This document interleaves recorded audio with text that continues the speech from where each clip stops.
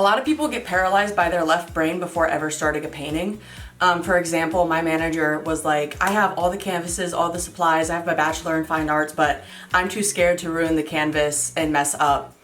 And that's where you're in your head too much thinking about the outcome. Something that I like to teach people is tapping into your inner child and connecting with the part of you that just wants to play with colors, play with materials. So a lot of people get all the canvases, get all the materials, and be like so excited to create something, but then they get in their head and they're like, what do I create? It's blank in there. When you get paralyzed from fear, it stops you from doing what you want to do. And you're scared to turn up messy. You're scared that it's not going to be perfect. And that's exactly what I'm feeling right now. To even record this video, I'm scared that no one's going to actually value what I have to say. I'm scared that I'm gonna say the wrong things, but part of this is exposure to me ripping that Band-Aid off and just doing it. And that's something that I recommend to artists who are trying to get back into their creativity. So creativity is something that you have to nurture. You have to show up every day, love it, work on it, and more things will come to you. What I used to do, what I still do is I make art and I don't think just art. And I really recommend this to people who are struggling to find creativity or are uninspired or lacking motivation, whatever you need to apply this to their situation. You don't always need an idea first to make a piece of art. You can just start playing with your materials. And I'm gonna show you that in this video, how to just play around and see what happens and allow yourself to break out of the fear, the expectation of what you're gonna create, and to hopefully help you stop being paralyzed in the creative process. So, a piece of advice that stuck with me is allowing your inner child to create. Tapping into the version of you that wants to play and create and mess around without thinking about what you're going to create. My sister gave this advice to me, and I remember just playing. I was finger painting with acrylics, literally on cardboard. So a lot of people get stuck because they think about the value of their materials and what it's gonna turn out like, and how they can't risk their valuable materials to make something ugly. What if you just allowed yourself to make something ugly? Because in the process of making something ugly, you will find the things that work that are pretty. So if you never give yourself the chance to experiment, what you truly want to find will never come to you. So what I recommend to people, you gotta turn off the left side of your brain. I find that the best place to start is scribbling. Let yourself scribble on a piece of paper. Like, do anything. Let your hand be free. Let yourself be free. Don't care about what you're gonna make. So I get a pack of alcohol markers, I grab a color, and I just start scribbling. Don't look at your page. Don't do that. That's wrong. Just start scribbling. Don't care what you make. So this is like the first introduction of the process that I do. I just let myself scribble and put something on paper. Get this creative energy out of you. And then as you are doing this and not looking at your paper, a little Rorschach image is pretty much gonna come out. It doesn't matter if it's pretty. Please do not mind if it's pretty. And you can step back and look at it and be like, okay, what was my subconscious trying to tell me? And like, as you can tell, I am free on this paper. I am just making things exist. And then boom, we got past the threshold of being too scared to make something. But what I started to do was I expanded my scribbles, and I finally found these portals that I'm making. I had this vision for the longest time of what I wanted my art to look like, but my technique was not there. So like, as your vision grows, your technique grows, and as your technique grows, your vision grows. And I saw this in my head for so long, and I finally was able to execute it one day, and I haven't turned back. So I'm gonna show you guys how I play with my materials, and I turn off my brain and I just let myself tap into the flow of what I'm creating. And of course, to like make a beautiful piece, you do have to know the elements and principles of art. But once you learn those, you can start playing with them and start breaking the rules. One thing that's important is surrendering to flow state and surrendering to what you're gonna create. Tap into the energy. Are you mad? Are you happy? Are you excited? Are you fearful? I use a lot of my scribblings to let out emotion that I don't want to feel anymore. And I just get it out. Or I'll take a piece of paper, a canvas, whatever, and I'll beat the shit out of the painting. Like full-blown release style. Because if you don't put these emotions anywhere, you're gonna hold on to them. And it's not gonna be healthy. It's really not. So I'm gonna show you guys what I do when I have a ton of creative energy in me, but I don't know what to make because I'm too scared of messing up. All right, let's get into it. And real quick, I just wanted to give examples of things that I've made when I wasn't in a creative mood, but I created anyways. I made weird stuff like this. It's emotional, it's chaotic, it's letting go and surrendering. So like I was saying, a lot of people get scared by the value of their materials. So like, if they're too scared to use a canvas, I recommend just getting a piece of paper. But I just wanna let you know that there's always gonna be more paper and more canvases for you to work on. So there's really no reason to have the fear, but I completely understand why the fear is there. So what I recommend is getting like a value pack of 5x7s from the Stowe. Michael's has them for like $12.99. And that's what I started. I literally got these because I was like, okay, perfect. I can make small paintings and not be scared that I'm gonna mess them up because they're just small paintings. And so what? So what if they don't do well? So it really depends on what mood I'm in.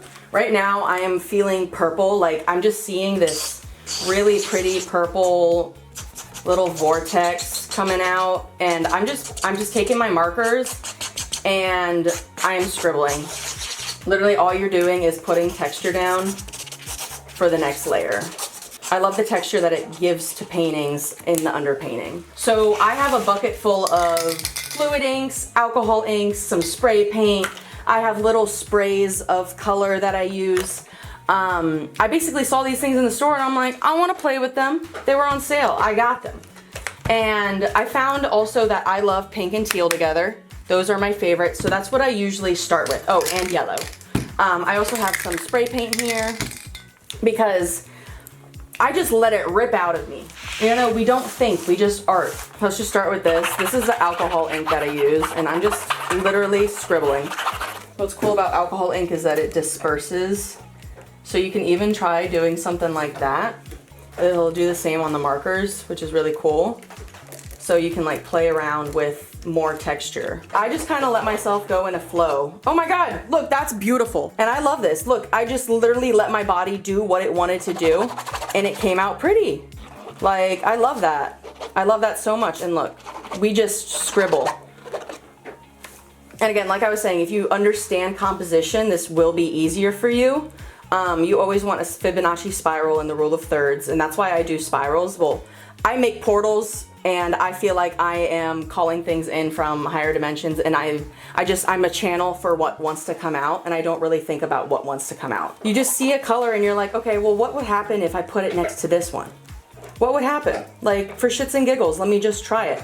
And then look, you can also tap. I'm not gonna tap because it kind of made a mucky color. You know, you'll realize things as you're creating. Something I like to do is let the water move itself or blow on it. Again, that was a little bit, you learn as you go. I'm gonna swirl this around a bit.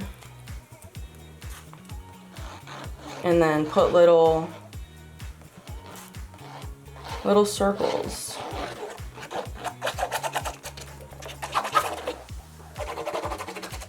And again, this is play. I don't care how this is gonna turn out because I'm not expecting anything specific. You can also do this with ripped up pieces of paper. That's the way that I started, is that I did ripped up pieces of paper. So now with this one, again, I always start with yellow because I think that's a pretty base.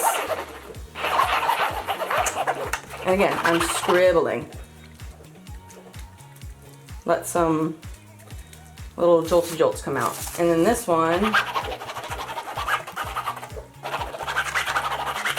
scribbles. And I'm just trusting myself, and I'm trusting that this process is gonna turn out how I want it to turn out. Again, this is just the most fun thing for me to do personally, to make something. And this style might be yours. what I'm doing might not be what is for you, but that's okay. Because art is subjective. You can make something that you find so ugly that you wouldn't even like sell it, and somebody will come up to you and be like, I wanna buy that. Just because their subjectivity thought it was pretty. I'm gonna take this marbling thing and just, there's so many things that you can do with your mediums and figuring out what type of textures you like. What happens when you squirt alcohol into your painting? I love sprays because they add this chaotic type of vibe to what you're creating, and just like with the water, if your colors hit right, it'll disperse in the coolest of ways. This is my yellow. I make these, I just get a big bottle. I get a medium bottle of fluid acrylics and then I pour it into the needle nose. And look at that. So fun. Literally just playing. And what's really cool too is that you might think that this is ugly as fuck, but that's okay. Because you can literally set it aside and come back to it in an hour when it's dry, be in a completely new energy, add onto it, and then transform the entire freaking thing. And that's what I'll be showing you guys in a minute. This is the one from earlier. I'm gonna put some neon pink in it just because I love it. Give yourself like 5 minutes to work on these individually. Literally give yourself 5 minutes, because if not, you are gonna think about it way too much and be worried about what you're creating if it looks good. Literally put it aside, let it dry, don't touch it for an hour, come back later. Let me show you another thing that I like to do. I take spray paint and just go all over.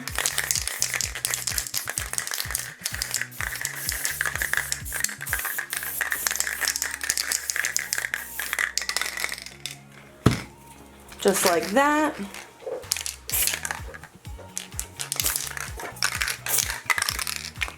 Not thinking about it too much. And then I take my water, squirt it around. And then again, I take my teal because I love teal. And you can use the needle to like strip up some of that spray paint you just put down and add more texture into your thing. I love lines, I love squiggles, I love circular shapes. Let's see, let's start this with a little circle in the middle. Add some more texture in there, because it's gonna turn out really fucking cool when you stop caring. Let the painting be itself, you know? Let whatever wants to come out and exist. I'm gonna add some more alcohol.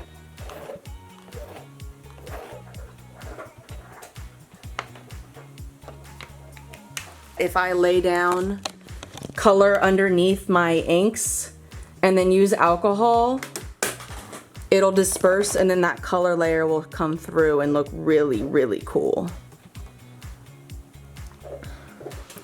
So yeah, I'm not expecting these to be my next masterpiece.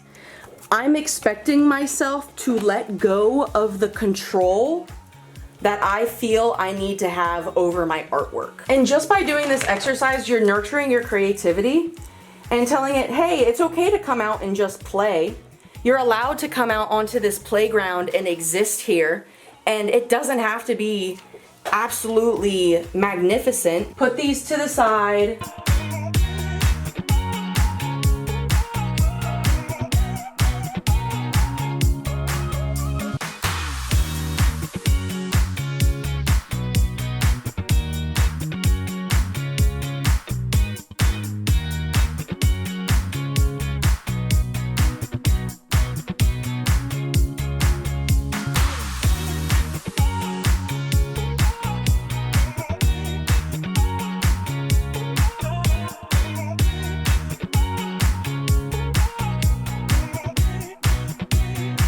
Anyways, I hope you liked seeing the process of how I make these paintings, and I hope it inspires you to create more, have fun, make a mess.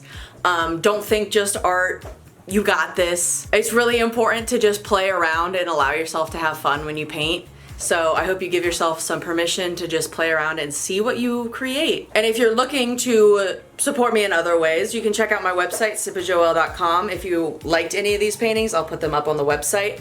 And if you want to get a print in your mailbox every month, you can check out my Patreon. For $7 a month, you get a print of a new painting every month. Sign up for that if you want to get a little bit of magic in your mailbox every month. So, yeah, I'll see you next time. Bye!